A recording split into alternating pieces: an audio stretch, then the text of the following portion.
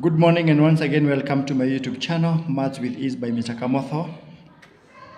And in this video I want us to explain example 2 of Algebra 9.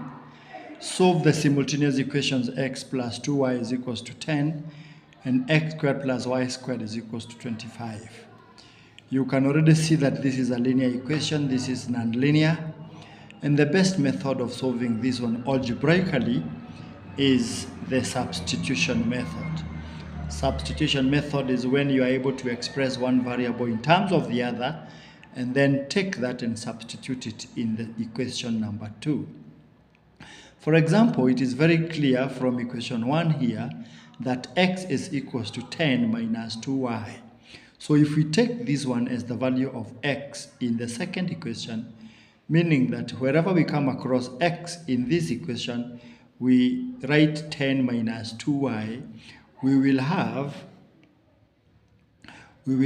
x squared, which is now 10 minus 2y squared plus y squared is equals to 25.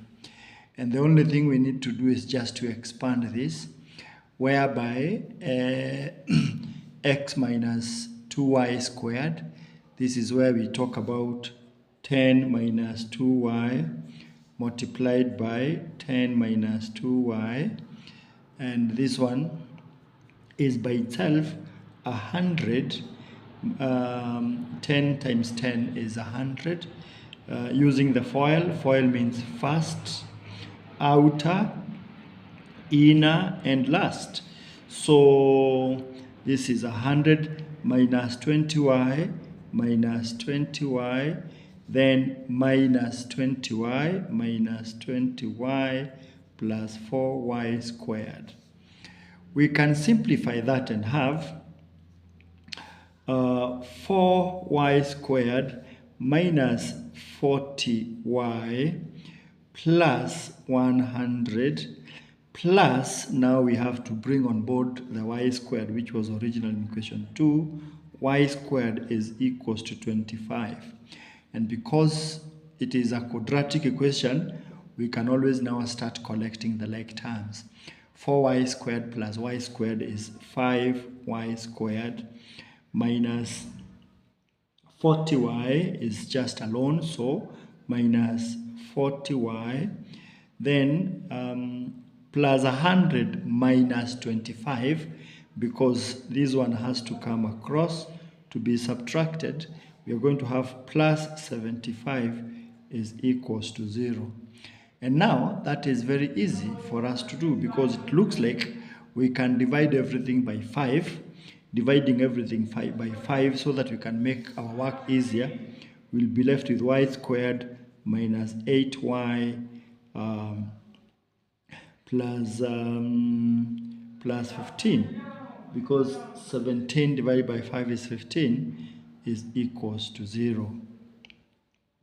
At this particular point, we can continue to use the BAC approach, whereby if you look at this, our B is minus 8 and our AC is 15. Which two numbers we multiply both of them to give us 15, and when we add them, they will give us minus 8. The hint is that these two numbers, both of them must be negative numbers, because a negative plus another negative is a bigger negative, and a negative times a negative will give us a positive number, which is positive 15. And it goes without saying we are having minus 3 plus minus 5, which is minus 8, and minus 3 times minus 5, which is positive 15. We now have to substitute the break to break the middle term and substitute it with the two factors that we have found, and we are having our equation looking like y squared minus 3y minus 5y plus 15 is equals to 0. Factorizing out this statement, in the first two terms y is common, so inside the bracket you have y minus 3 and then minus 5, which is common, and in the next bracket we have y plus 15 divided by minus 5 is also minus 3, which is equals to 0. And it goes without saying, this bracket is identical, so we write it only once, y minus 3, and the outer terms form a bracket of their own, y minus 5 is equals to 0. It follows that now, when we multiply two terms and the product is 0, it is either one of them is 0 or both of them are 0. So it follows that y minus 3 can be the one which is 0. If this is true, y is 3. Or y minus 5 is the one which can be 0. And if this is true, y itself can be equals to 5. So we can have these two solutions of y. And remember, we also had an original unknown in terms of x. X was also there in the very original equations. You can see it here and you can also see it here. But since we expressed x in terms of y, then we can substitute both values of y in this equation, and we can also have two values of x. So we can say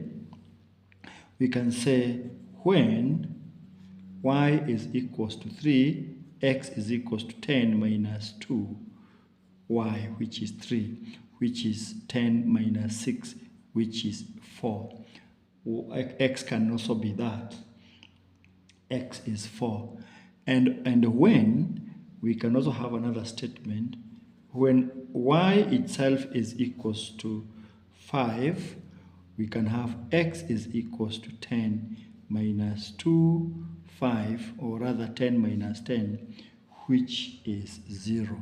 So in a nutshell, we can write our solutions here. When x is 4, we can have y being equals to 3, that is a point of intersection.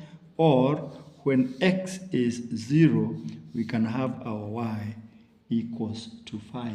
So we have 4, 3 and 0, 5 as the point of intersections, or the solutions of the two simultaneous equations. If we were supposed to solve them graphically, then this will be the point of intersections. And that is the solution to that question. Thank you, and follow me, and let us meet in the next video.